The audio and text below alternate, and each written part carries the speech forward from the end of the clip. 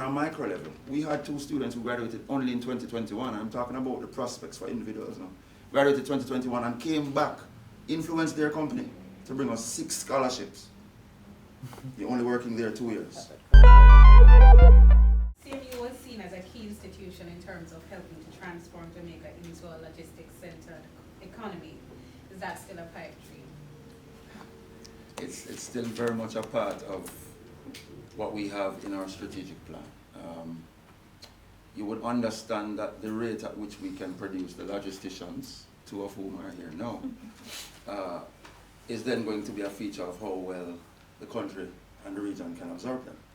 And so the pace at which the logistics hub development program is moving is also going to feature into our contribution in that space. So one of the things that had happened years ago, which we are going to resurrect, this was pre-COVID, there was a Logistics 101 training that was happening across the country, which was stymied, and we're going to take that back on because we think an appreciation for what it is will enable us to attract more people to convert them into the experts.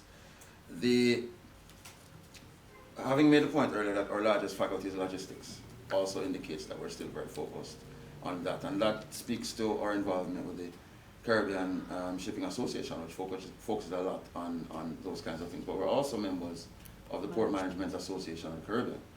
We're one of 20 plus associate members, and we continue to be in that space of not only supplying students, but a part of what we do is to go in and do capacity building in the ports around the region.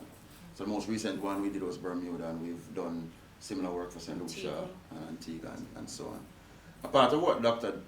Johnson didn't mention, which is her wheelhouse too, is that we've rolled out cohorts of master's students in shipping and logistics for the ports around the region. So we've taken it to them. So we ran a cohort in Antigua, we ran one in Barbados. We're now looking to do one in the latest conversation is at St. Lucia and so on. And so we're doing these things and making sure that at the very highest level, we still keep logistics at the heart of what we do.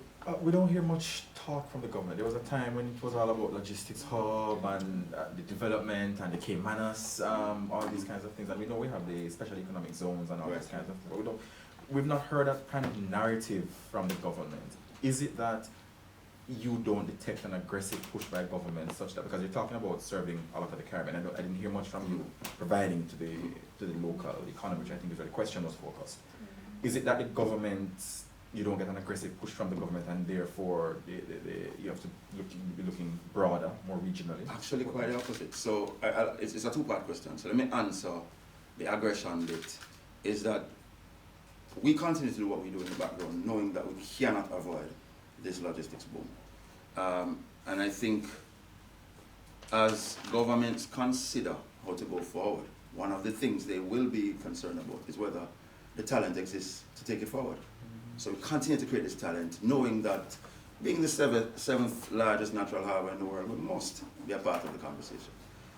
Locally though, one of the questions you asked was how we serve locally, and I think we were deliberate in our Caribbean focus because there was nothing else like us. And even though we have 11 other nationalities represented at the CMU, the lion's share of our students, registrar, I told you we have 2,000 now, degree students, another 1,000 plus who are in our programs, talking about 3,000 people. And of that 3,000, the reality is that 2,000 and maybe 2,800 of those, at a minimum, are Jamaicans. So we're serving Jamaica, we're equipping Jamaica. But a lot of the behind the scenes work that we're doing to make sure that the talent is ready on day one is something that, so we're seeing it happening in us. Our partnerships, KFTL, one of the largest companies there is, Kingston Wharves, we're supplying them with talent daily. And another thing I would say is that Dr. Johnson mentioned that our graduates are going into spaces where they can influence, not only on a macro level, so there's a macro influence through the IMO conversations, there's a macro influence through the CSA, through the SAJ and so on, Shipping Association of Jamaica. But on a micro level, we had 2 students who graduated only in 2021, I'm talking about the prospects for individuals now, graduated 2021 and came back, influenced their company to bring us 6 scholarships. You're only working there 2 years. You've come back and you've brought 6 scholarships for students who have challenges from your degree programs. And that's the kind of...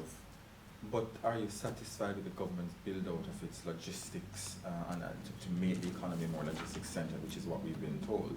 Well, I think it's a joint up approach. So the PAJ is at the table, that the MAJ, Special Economic Zone Authority, and everyone else, and then we are the parties looking at the human capital.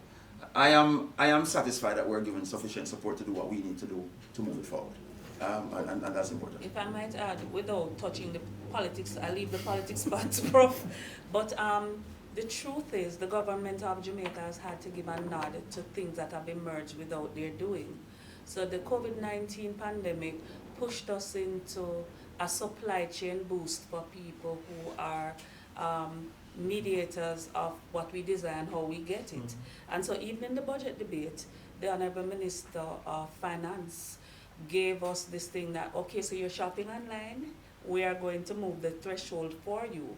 Because these are things, we have a number of students who just went into the third-party logistics business, and all over the place we have this Packet for You and all sorts of companies. Amazon is now the place we buy, and Jamaicans coming out of the CMU have capitalized on that as an entrepreneurship space, and government has had to backpedal to recognize that this is new business.